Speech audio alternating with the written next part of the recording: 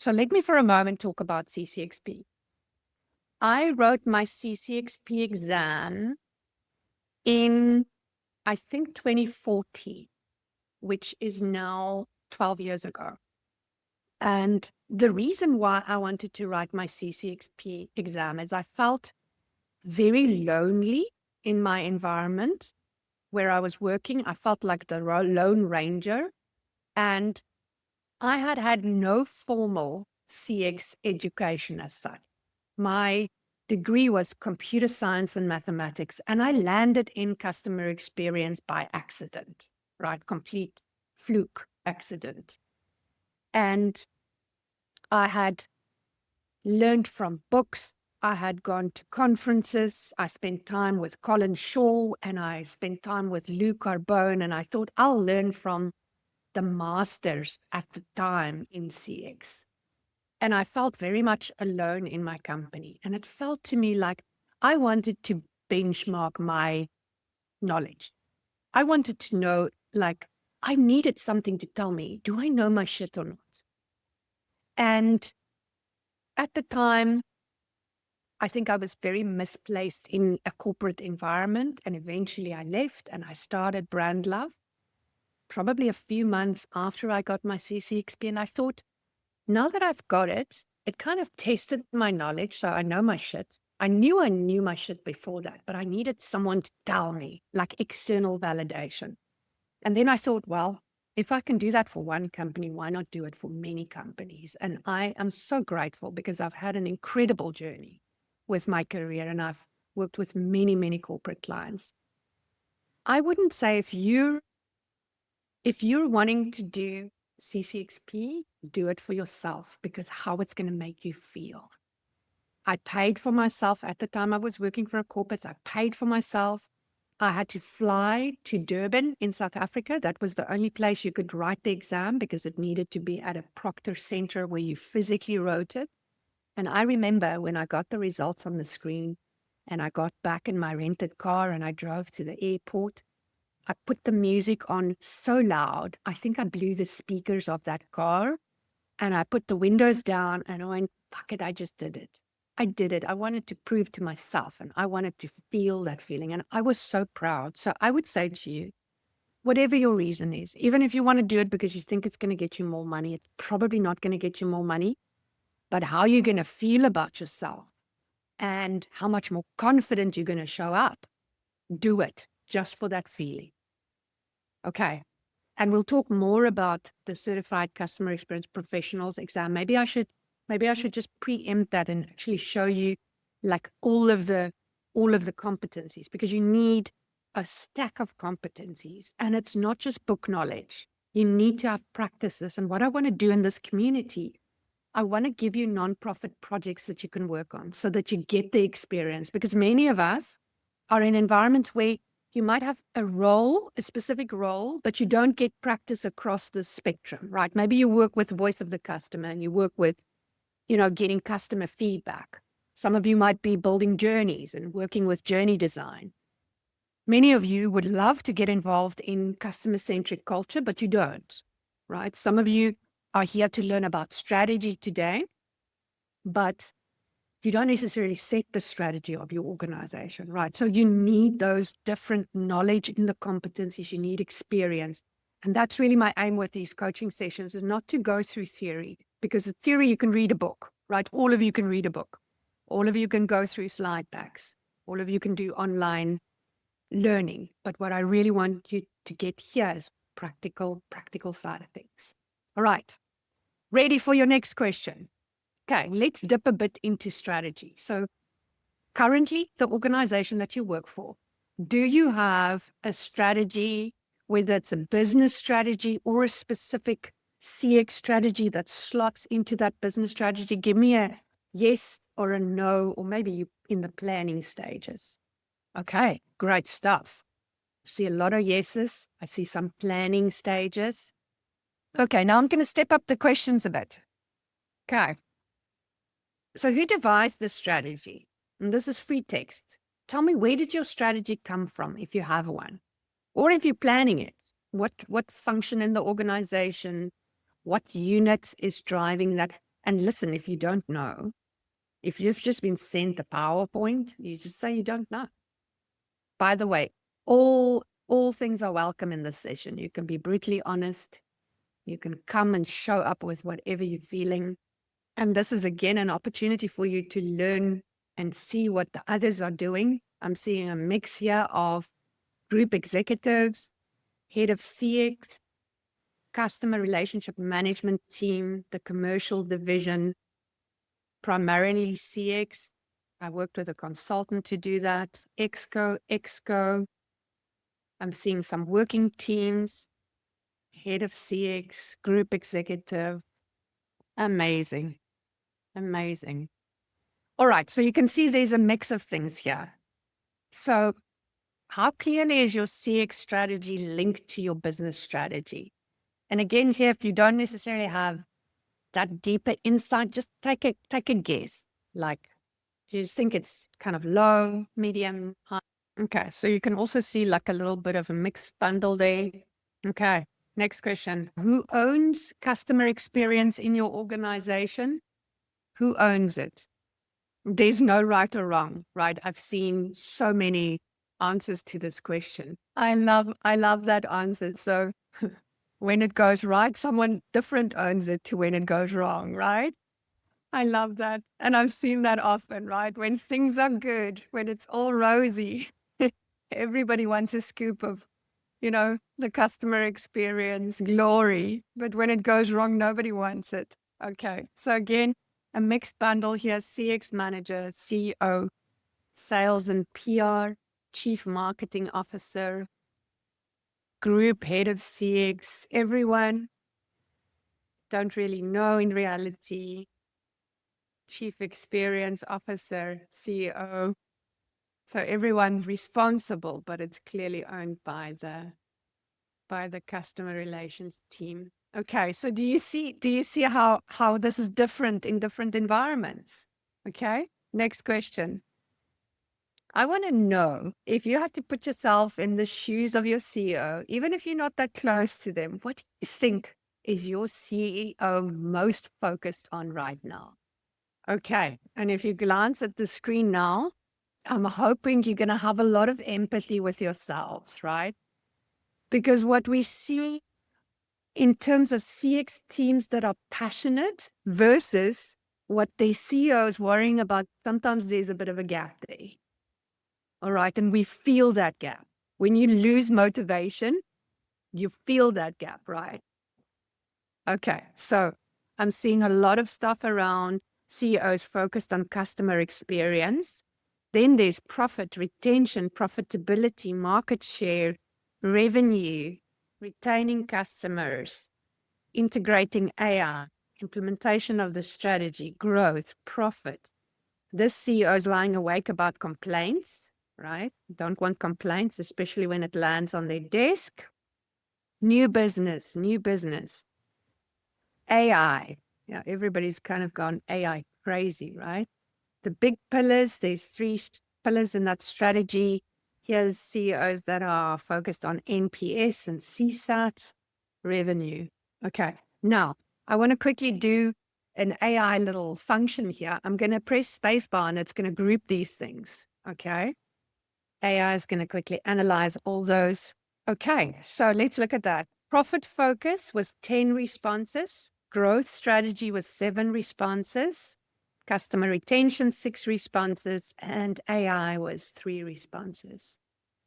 So whatever you're doing as a CX team, unless it speaks this language, you're going to keep on struggling. Whatever business plan, whatever PowerPoint pack you have, whatever your goals are for the year, if it doesn't speak this language, you're going to have a hard time. So let's start with the foundational pieces of, if you've got a business strategy, the business strategy is speaking to this. If you have a CX strategy, a sub strategy that focuses on how are we going to keep clients, grow clients, how are we going to be the most loved brand in the market, it needs to speak to these things. Otherwise, the executives are just not interested. All right, I have a few more questions.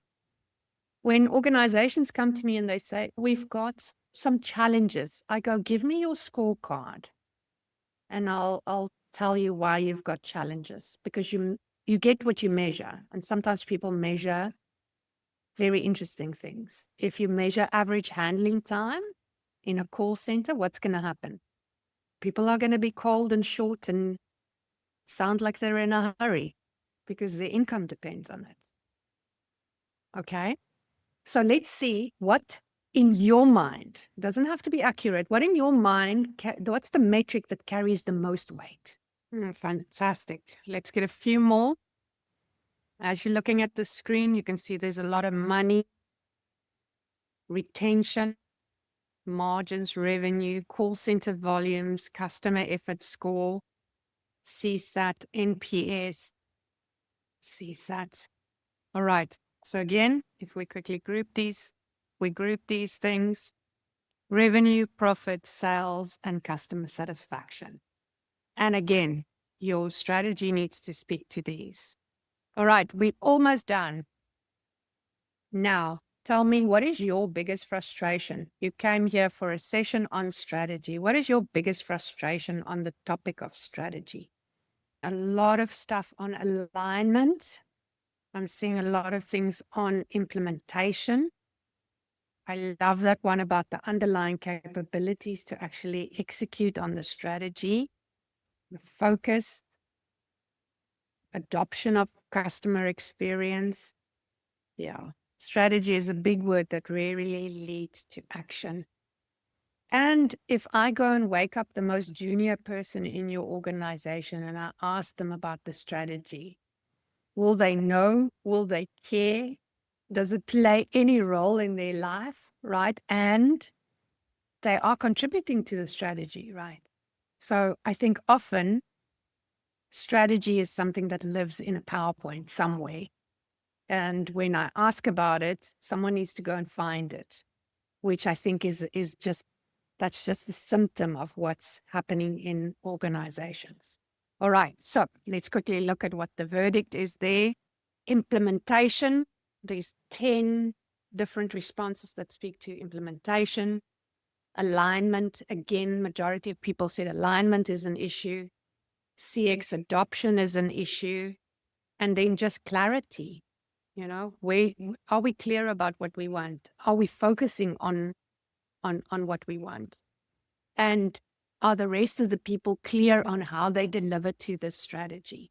Thank you so much for contributing. I hope that was interesting for you. And what I would like to do now, what I would absolutely like to do is I'm going to put you in breakout rooms, right? We are 44 people in the room.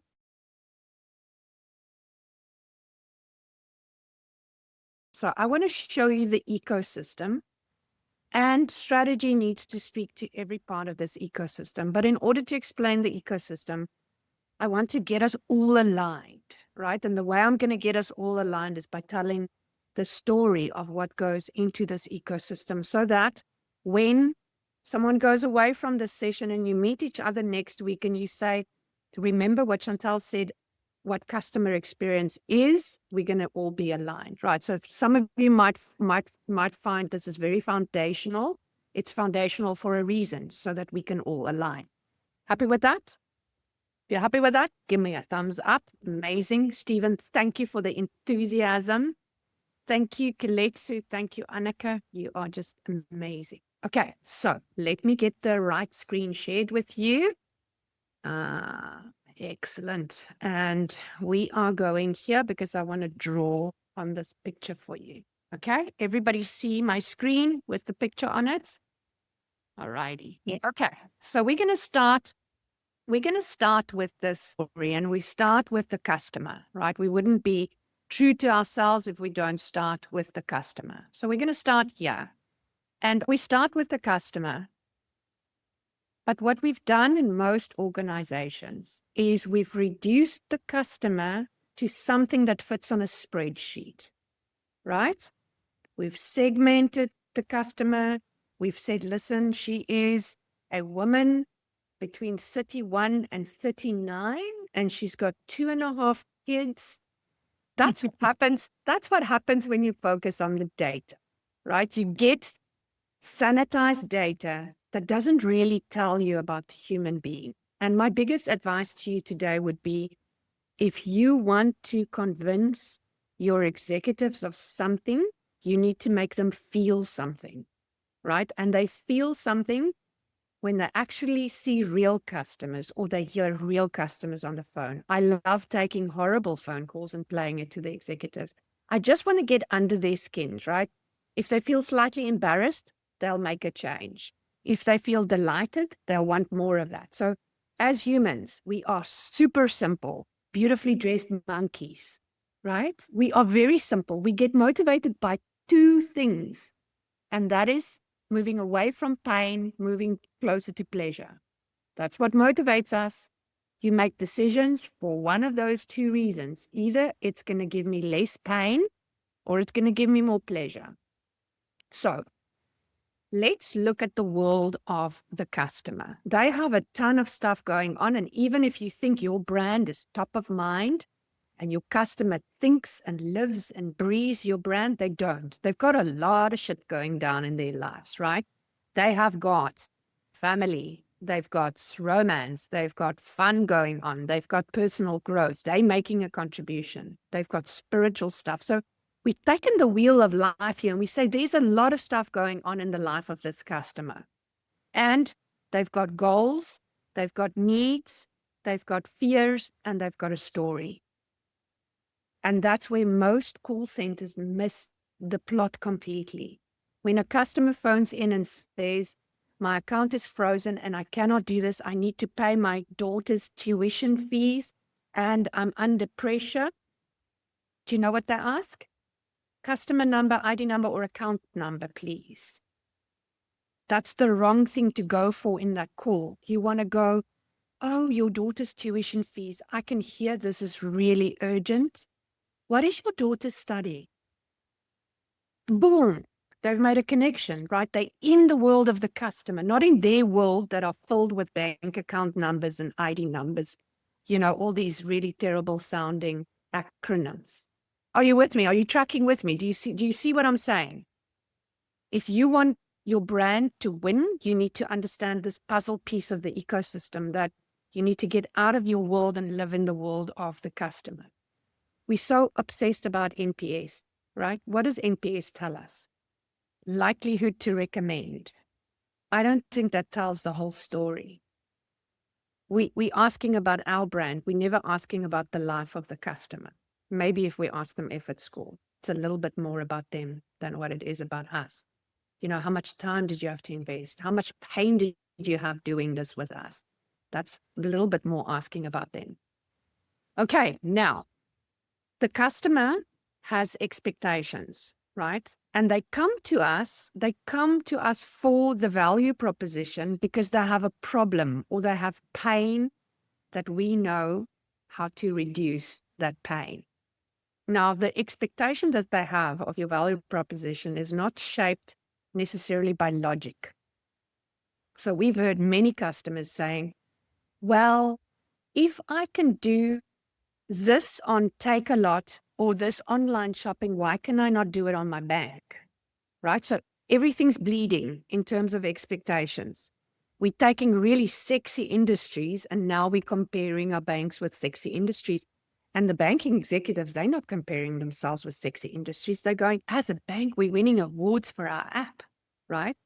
So those expectations are important to consider. So let me go back to what I think customer experience is, right? Because there's a lot of amazing, fancy definitions. I think at the core of customer experience, it is how a customer feels about themselves in an interaction with your brand.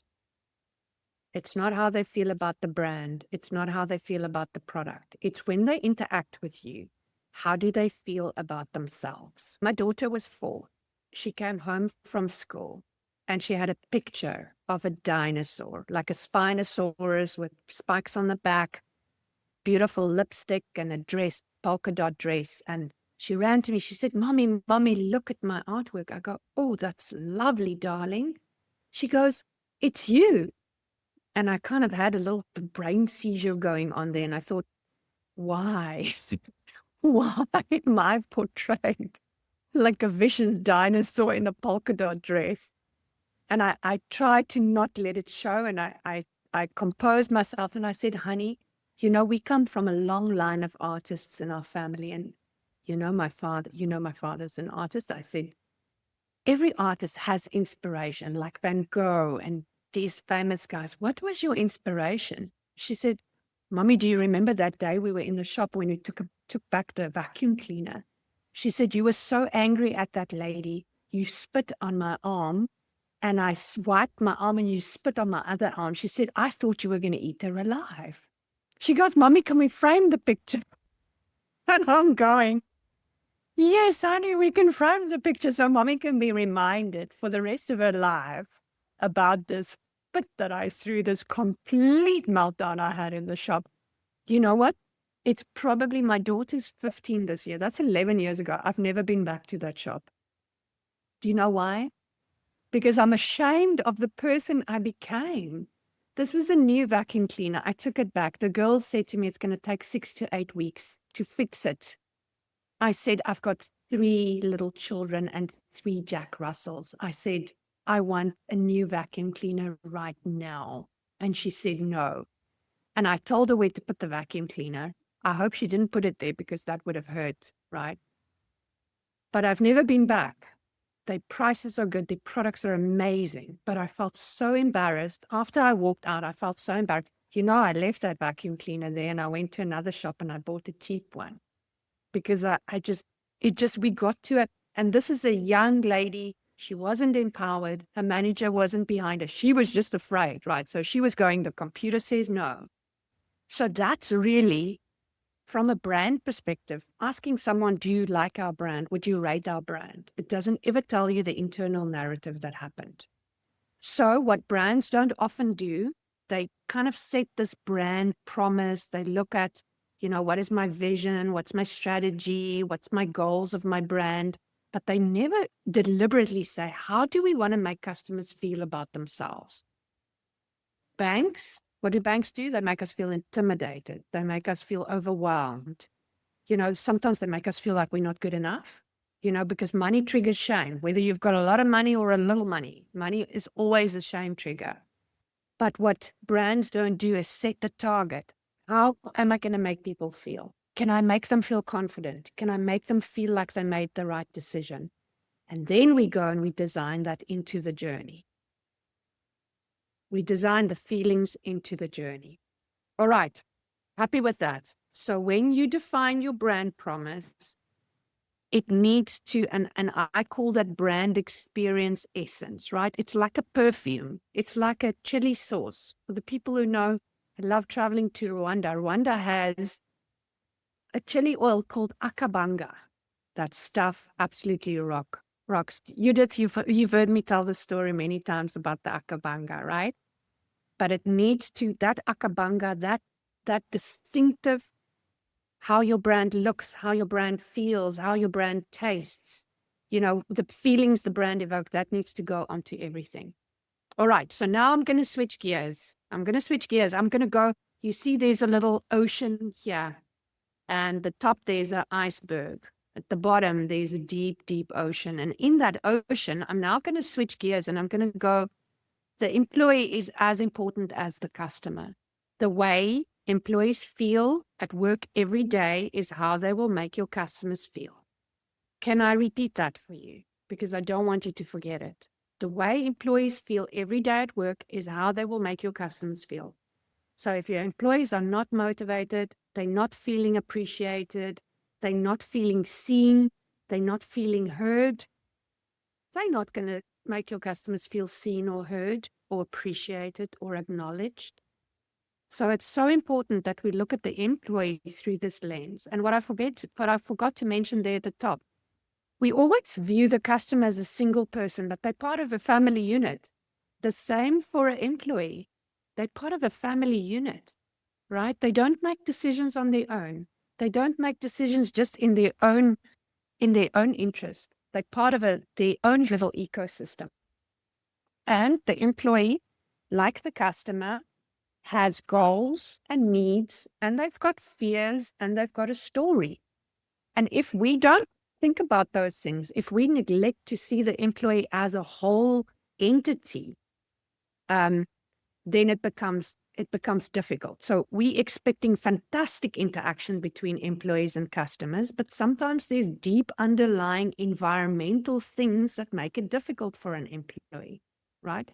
An employee is also part of a team. They're part of a team, and there's expectations between them and their team. And there's leaders, and there's expectations there between the leaders. And an employee is with a company because there's some value proposition. I give you my time. I give you my creativity. Yeah, you give me money, but you also give me growth. You give me feedback. You give me opportunities to learn new things. You give me the opportunity to be part of a tribe. And sometimes that's out of balance. So many companies say to me, oh, our recent employee engagement survey raised the issue of people not earning enough. I'm going, yes, that might be true. People might feel like they're not earning enough. But are you treating them well enough so that the rest of the ecosystem is in balance, right? I've worked for companies that haven't paid me a lot, but they made sure that I'm comfortable. I had a good computer. I could take lunch breaks without people rolling their eyes at me. I had snacks at the office that I didn't have to pay for. I had opportunities to go on courses. I could go to networking things, right? So sometimes money is being raised as the issue, and it might be a real issue. I'm not saying money is not an issue, but if the rest of the picture doesn't make sense, people fixate on money. Okay. So I want to talk about two more role players here. So our employee, we need to look at their fears and their needs. Is that being met? And then there's also shareholders. You'll often see that, when decisions is made, it's about shareholder value, sometimes more than customer value. And then the neglected part of this picture is suppliers. I want to quickly ask all of you, the last time you went to a corporate and you entered a big building, who is the first person you met at that company that showed you the way? Anyone? Just shout it out. Gillian? Security. Security. Yeah. Okay, Gillian, let me ask you, does security work for the company that you visited? Yes. They do work for it. They're not outsourced, because most security is outsourced. So you were lucky, right? Sometimes I meet security people that you can see they're branded differently, but they are the concierge, because people ask them, where do I find reception? Where do I find so-and-so? Very often they're not trained on the brand. They don't know how to greet. They don't know how to. The worst is when they hand you the dirty clipboard with the dirty papers, with the pen that looks like it should have been retired 10 years ago, right? And you go, I'm not touching that, right? And they ask you to sign, and you go, I can't remember my registration number of my car, right? Because I dumped information. I just don't remember that. So sometimes suppliers, where there's things outsourced, another good example would be the banks, right? The bank doesn't deliver my card by themselves. They have a courier company that takes care of that. Is the courier company a completely different experience? So the supplier strategy is really important. Who supplies to you? Which functions do you outsource to those suppliers? Okay, I'm going to pause here quickly. I'm going to pause just on this puzzle that we're building here as a foundation for strategy, and just see, are there any questions? How are we doing in the chat? Let me quickly open the chat. Are there any questions? Fantastic. I see there's another good example. Kutula, cleaning lady. Absolutely. So the cleaning companies that come in, very important. Okay, no questions before we carry on. All right. So let's say we have a very well-defined, I'm going to just change this pen. We have a very well-defined brand experience essence, right? So we now know what is the experience we want to give to people. We've articulated it in terms of the brand vision. We've made it emotional, right? Now we take that and now we get into the customer journey. Okay. Now, you always want to start at the end of the customer journey and say, what do we want people to say about the experience they've had with us? I felt confident. I felt like they really cared. I felt like they knew me, right? So you have to decide what you want people to say about your brand. And then we kind of go back to the entry point. And in that journey, there's always a catalyst, some kind of a problem that get me to articulate my need. Then I start scouting for products or services that can fulfill that need. I can compare it with others. And what people often forget when they think about the customer journey as a critical way to understand customer behavior and a way for employees to orchestrate the experience, they forget that the customer's in multiple journeys at the same time, right? My insurance friends in the room, right? They are calling multiple people for insurance. They're not just necessarily dealing with you. So they've got multiple journeys happening. So they are in a fantastic position to compare. And that's actually where they might bail out and go, no, I'm not carrying on in this journey because I'm comparing and I'm finding I don't want to deal with you. They might also be comparing you with other journeys that are not necessarily in your industry. All right, then they make a decision. They buy. And sometimes when they make that decision, they're not on their own. They talk to a partner. They talk to a friend. They talk to an expert in this area. And then they start using your product and your service. And then they might get stuck and they seek help. And that's where they call you or they email you or they engage with you. And often companies they'll say they have a customer journey, but they haven't articulated what is the experience they want and let that flow into the journey. And if your journey lands up as a process flow, you haven't done it right. If it ends up in a spreadsheet, you haven't done it right. If it ends up on the wall and 5 years later, people go, what was this again? It didn't do the right thing, right? Your journey becomes a critical tool in fixing things, in innovating things, in training people how to deliver the experience. The journey is so much more than just, I'm building a new app or I've got a couple of screens here and I've got the user interface sorted. Your journey needs to be alive and it becomes the way we work. And for your CEO, the journey should be a fantastic tool to calibrate and look at measurements and look at where you're tracking. All right, so that's the customer journey.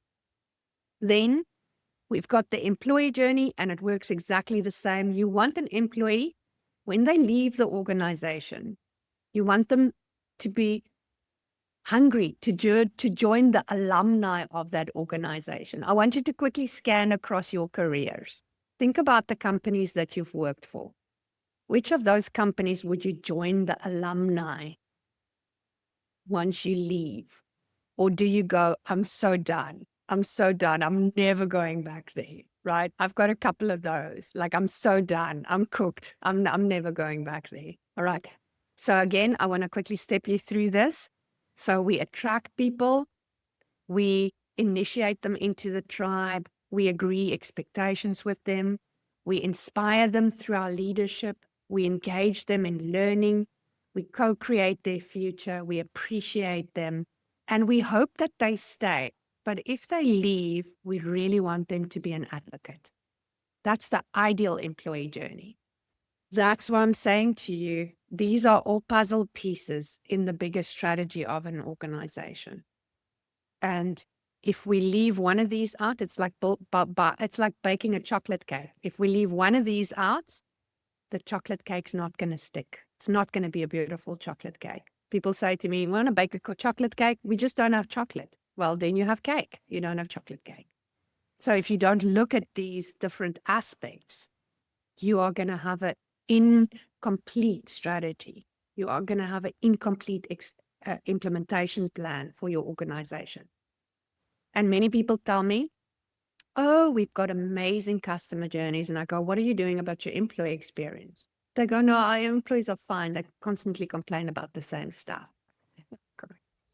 Okay. It's two sides of the same coin. Okay. And then let's talk about the business design here at the bottom, right? So you've got your culture of your organization. And interestingly, I want to talk to you about culture in the context of mergers and acquisitions, right? If a consultancy is evaluating a company, they evaluate culture as if it is an asset. They look at culture as if it's an asset. If there are cultural issues in a company, if one leader says the culture here is toxic, they don't devalue the company for that. They would walk away. People walk away from mergers with companies that have cultural fault lines. So culture is really important. And culture, if you haven't done a lot of culture work as part of your customer experience portfolio of things that you're doing, I want to say to you, it's so easy. It's so easy to analyze culture. You know what I do with leaders? And maybe you don't want to do this if you're permanently employed because it might shorten your employment there. But I don't really care. I just want to help leaders. So I challenge them. I say, if we in a workshop to discuss culture, I say to them, please open your email, go to your outbox, and I want to quickly scan the last 50 emails you sent. Because in those emails, I see how they function under pressure. I see the language, I see their rituals, I see their values, I see the stories they tell, and I see the practices, how they work with people when they're under pressure. So it's really easy to see what culturally is going on in an organization. I've had a long study going on. When I go and visit a new company, I go to the bathrooms and I go to the toilets at reception. I go to the toilets on the executive floor where the carpets are thick and the bonsais are nicely trimmed, right? And then I try and get lost somewhere else and go to a toilet somewhere else in the building. Do you know how interesting it is that the language I find on the third floor is very different to the language I find on the executive floor? But when I sit down, culturally, I know what I'm going to get. If it's micromanagement in the bathroom, you know you're going to get that in the boardroom. And then we look at structure, right? So if I look at the hierarchy at the org chart, is the org chart how it really works? Or in practice, is the real org chart a very different org chart to the one that's on paper? Okay, so the next thing is what kind of contracts are in place in the organization between each other. If I ask about internal SLAs, right? People go, no, we don't have that. I go, well, what is your agreements with people? No, we just get angry with them if they don't deliver. We just escalate to the manager, right? Then we talk about the systems. We talk about identity. What is this business's identity? Normally, identity and brand would live in marketing, but there's the intranet. There's all kinds of things that get communicated. We talk about processes, and then we talk about physical environment. Now, in 2020, I had the fortune of visiting both the Ritz-Carlton and Zappos, right? I love Zappos just because they're so cool. But it was very interesting seeing that physical environment. One of the things I want to quickly tell you about, and I don't want to spend too long time because I want you to talk to each other as well. One of the things I found interesting is I think there's 4 or 5 floors in the Zappos building, and they have different snacks on each floor, right? So on some floors you get breakfast bars, on some floors you get donuts, on some floors you get fruit. Do you know why they do that? So that people walk around in the building and they get to know each other and they bond and they don't just stick to their floor. How interesting is that? That they've actually designed the way they kind of give people snacks so that people would mix. One of the people at Zappos, his name is Rio, he's called the Culture Maestro. he knows everybody's name in the building. He used to be the barista. Do you know how powerful it is to be a barista and you know everybody's name because you write their name on their cup when you make their coffee? And then you get promoted to be the culture maestro. Rio flies around the world and talks about Zappos culture. So physical environment, they've got Sharpies and Post-it notes in the bathroom. If you have an idea while you have some quiet time on the toilet, you can write it on a Post-it note and put it on the mirror. Or a piece of gratitude. There's some invitation that says, if you have gratitude for something, write it on the mirror. If you have an idea, please write it on the mirror on a Post-it note. So little things like that. All right. So let's quickly zoom out. So now you've got all the components. You've got the business, you've got the employee, you've got the customer. And this really makes up the whole business. And unless your strategy speaks to this, because the value proposition for the customer makes you money. The value proposition for the employee costs you money because you're paying them. But are those value propositions, are you solving the right problems for your employees and your customers in a way that's profitable, in a way that makes these shareholders happy? So this is the ecosystem within which you'll function. And I'm going to give you some models before we leave. I'm going to give you some models that you can use to kind of test the strategy. I also want to give you I'm going to put you in a breakout room now to have some discussion about this, some aha moments. And then when you come back, I also want you to answer some questions around CX maturity, where you believe your organization is. And at the end of that little questionnaire, you're going to get a report, email, I think it's emailed to you, or you might have to download the PDF. I can quickly check. But I want to equip you with this knowledge so that you can have more robust discussions, so that you can make sure that, you know, your strategy is not leaving out some of these pieces. Stephen, go for it. You've got a question. Yeah, sorry, Chantal, I was just trying to get in a question from Domain, who, when you were talking about suppliers, said, how do we solve when suppliers and the business differ in strategy and focus? E.g., we want to give a great customer experience to suppliers focused on profit, for example. Yeah. Domain, thank you, Stephen, for catching that. I didn't see that in the chat. Thank you so much for being my co-pilot. Domain, I think it's about when you bring suppliers on board that you do, let's say you put out a tender for security or for cleaning, that you're specific in that tender to say, you know, aside from the normal SLAs, you actually want people to understand the company culture. You want the security guard to be able to greet customers as if he's part of that team. And we've gone as far as actually saying, you know, we'll create that training and we'll provide that training to the supplier. So we, in essence, grow their people so that their people can deliver better on our brand promise. But I think it starts at tender or RFP stage where you actually need to specify that and then measure them on that, right? The other thing is, once you have put something out there to get new suppliers to do your due diligence. I was sitting with someone the other day and they run a big restaurant, and I ordered a juice and they brought a straw that said it's compostable, but it looked like plastic. And the owner of a restaurant picked this up and he went like, this doesn't look compostable to me. He said, Chef, can you please get the supplier to come and meet with me, because this does not look, this is in my lifetime, this is not going to be biodegradable. So I think it's about, often we've got procurement that sits very far from the executives and they procure from different suppliers. But yeah, people have just lost touch of what it looks like when it's part of our environment.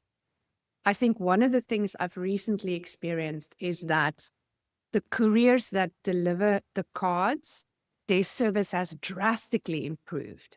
And it'll only improve with better negotiation, with giving them better specifications. This is what we want. And sometimes paying more for that experience. You cannot take the lowest price supplier and then think you're going to get the best experience from them. Domain, does that answer your question?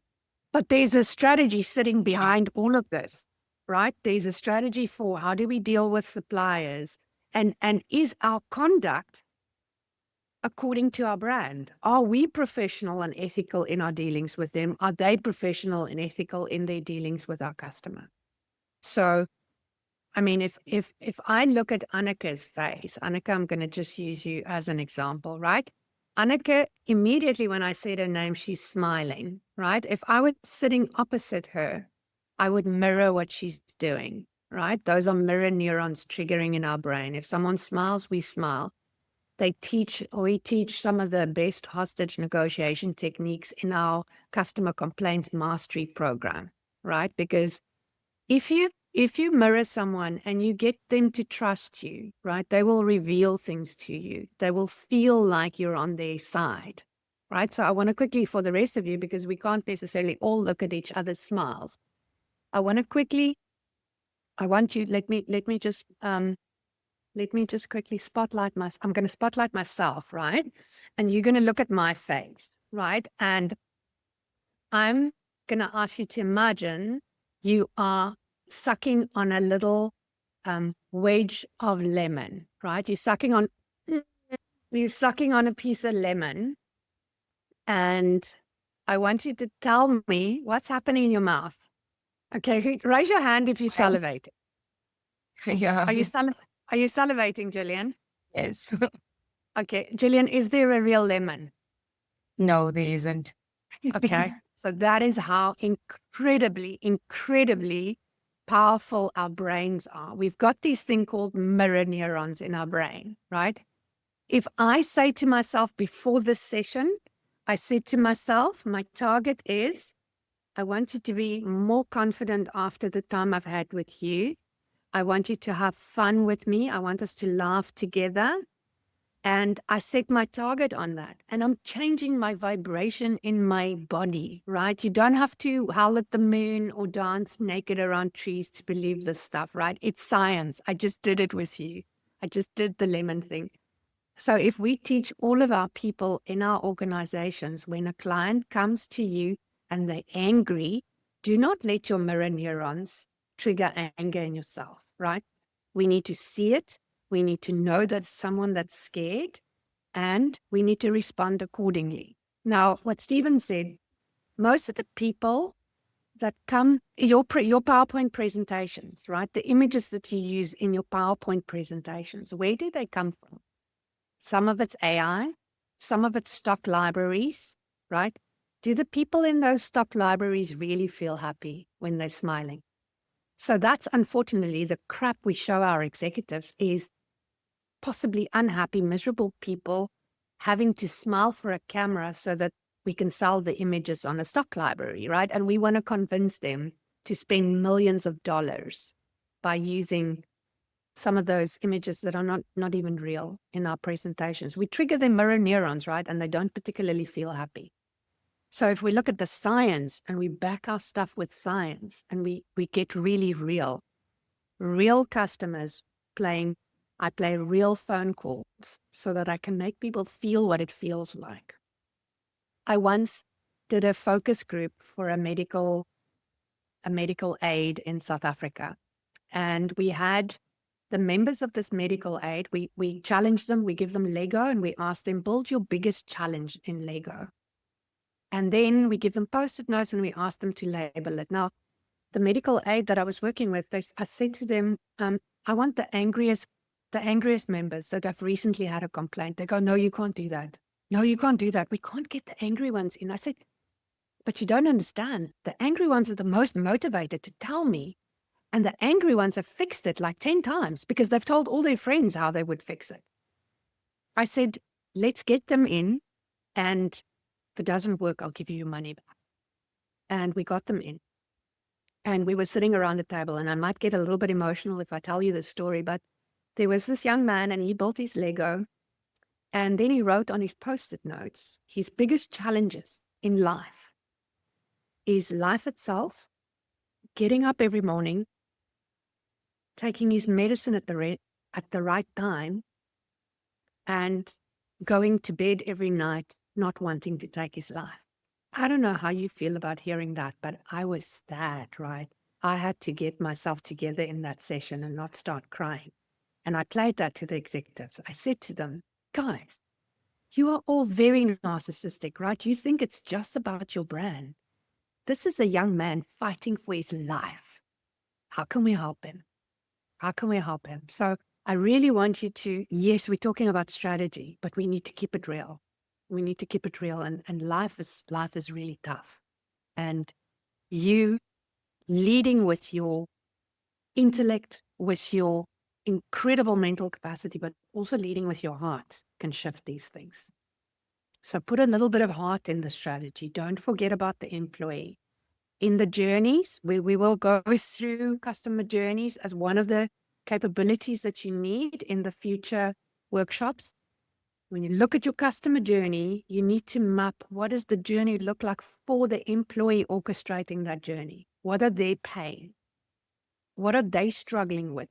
What are the ridiculous KPIs that we give to those guys and think they're going to create a great experience when we measure them with ridiculous, uninspiring, unmotivating? Alrighty, how are you doing? Most of you finished? Okay, good stuff. Okay, so there's a few more things I want to quickly show you before we end off our afternoon together. And I wanted to quickly just share a screen with you. So what you see in front of you, I want to show you just a couple of things that could really help you. And I'll put links to all of this in the community.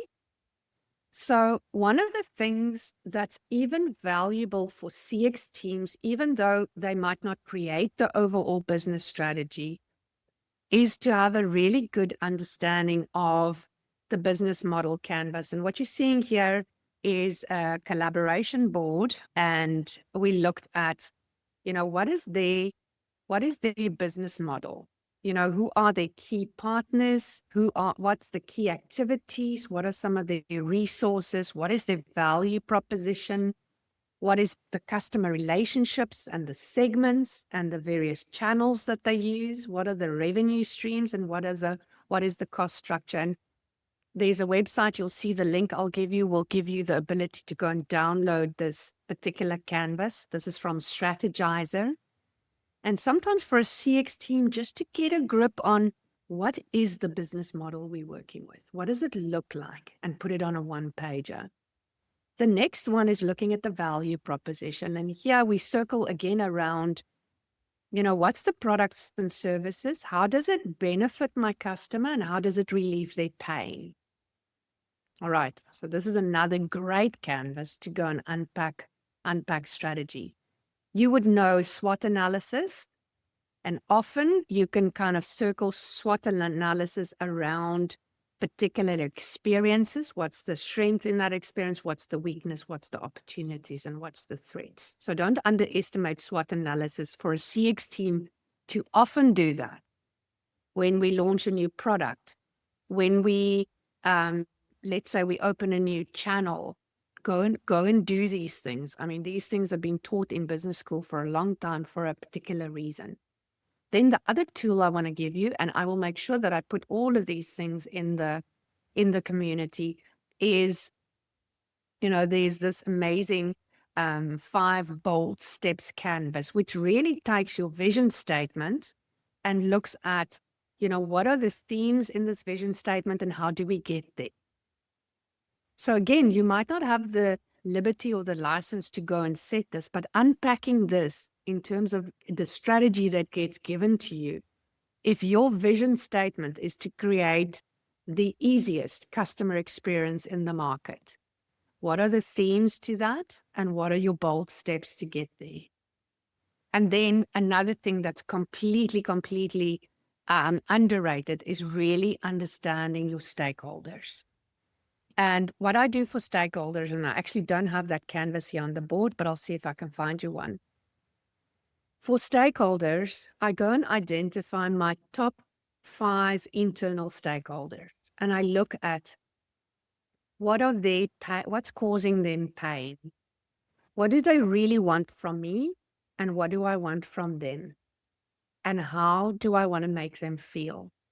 Every engagement with the CEO, how do I want the CEO to feel when he engages with me as the head of CX, or he engages with me as the head of customer experience design? What is the pain relief I'm going to bring him? And one of the really overlooked things is many people tell me their emails are ignored. Just raise a hand if you send a lot more emails than what you get answers to. Okay. Who feels that their emails are not necessarily being answered? What we do when we send email is we think our email is the only email that's going to land in that person's inbox, and they're going to give it immediate attention. And I cannot wait when they haven't answered me like for 15 minutes. But we rarely put ourselves in the shoes of the person getting the email. What I started doing is I started asking myself, what's in it for someone to answer my email? Am I very clear about, I'm bringing you pain relief. When you answer my email, I'm going to solve a problem for you. Because often we write emails this long and then we attach 3 PDF documents and we go, this person has nothing to do other than read what I've sent them. And you know what I did? I asked people for something. I put in the subject line what I'm asking them for. And the first line I do in my mail is I tell them what the benefit's going to be. You will help me deliver this specification on time. Thank you for helping me meet my deadlines. People, we don't use thank you nearly as much as what we can, and we need to tell people what's in it for them. Everybody wants to know what's in it for them. So I will leave you with this thought that there's amazing models, and I will put them in the community. If there's any problems with anything you're struggling to find, you mail me and I will answer you. And if you like WhatsApp, I'll put my number in the chat and you can WhatsApp me, and I'll make sure that I hook you up with whatever you need. If anyone has questions, I'm very happy to take some questions. Any questions? Put them in the chat or just raise your hand. So the coaching series is as follows. We covered strategy today. End of April, we're going to cover customer-centric culture. In May, we're going to look at voice of the customer, customer insights and understanding. June, we are going to do experience design, improvement and innovation. July, we're going to focus on metrics, measurement, and ROI. And August, we're going to do organizational adoption and accountability. So we have a 2-hour coaching block every month to cover all of the CCXP competencies.